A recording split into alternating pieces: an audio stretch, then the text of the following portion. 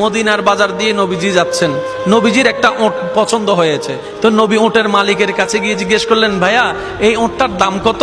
ওই দামাদামি হলো, নবী সে দামে কিনতে রাজি হলেন, কিন্তু নবীর কাছে তখন অর্থ ছিল না। তখন নবীজি ওনাকে বললেন, আপনি আমাকে ওটটা দেন, আমি এখনই গিয়ে আপনার সেই প্রাপ্যটা পাঠিয়ে দিচ্ছি।